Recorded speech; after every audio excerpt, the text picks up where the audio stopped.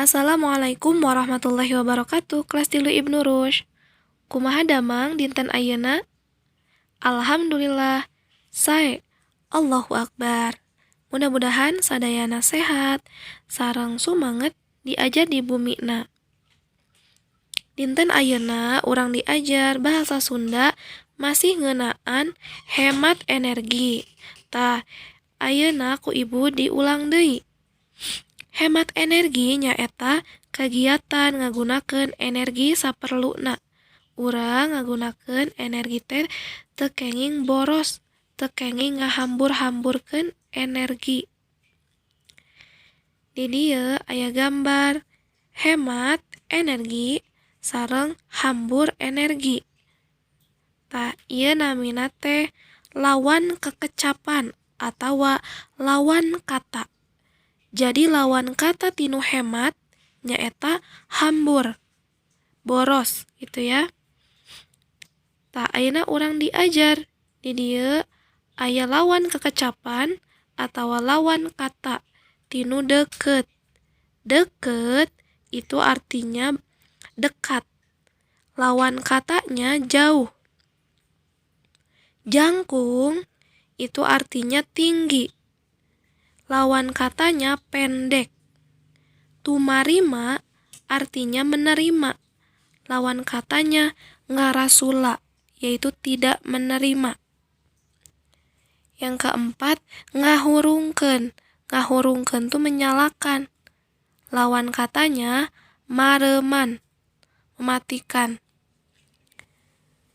Salajengna aya nambahan. Nambahan itu bertambah.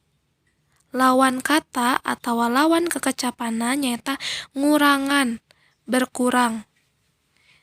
Handap lawan katana luhur, beurang lawan katana peuting, beurang tuh siang. Cilaka, celaka lawan katanya salamet atau selamat. Langka, langka itu jarang ditemui. Nah, jarang ditemui lawan katanya remen. Remen tuh sering atau banyak gitu ya di mana-mana. Nah, ini lawan kekecapan. Ayeuna pancen atawa tugasna dina paket kaca 52. Mangga jawab ku cara ngabuleudan aksara B lamun ceuk hidep ungkara dihandap bener jeung aksara S lamun ungkara dihandap ku hidep dianggap salah. Tah, upami salah S, upami bener B. Hemat artina ngagunakeun hiji hal atawa barang sacara sacukupna, saluyu jeung kaperluan. Eta bener atawa salahnya kalimat tersebut? Hemat sarua jeung medit. Hemat itu kan kita menghemat, sarua jeung medit. Medit itu pelit. Apakah hemat sama dengan pelit? Benar atau salah? Nu katilu, sumber energi anu asalna ti alam sawaktu-waktu terus ngurangan tur beak. Jadi sumber energi dari alam itu pasti akan berkurang atau habis. Apakah itu betul atau salah? Anu kaopat, bensin mangrupakeun sumber energi hasil olahan manusia. Apakah bensin merupakan sumber energi hasil manusia? Hasil olahan manusia? Benar atau salah? Anu kalima, hemat energi nyaeta kagiatan ngagunakeun energi secara saperluna. Benar atau salah? Nu kagenep, tujuanana hemat energi nyaeta sangkan energi-energi eta teu dihambur-hamburkeun oge henteu gancang beak. Tujuan hemat energi yaitu agar energi tidak mudah habis. Benar atau salah?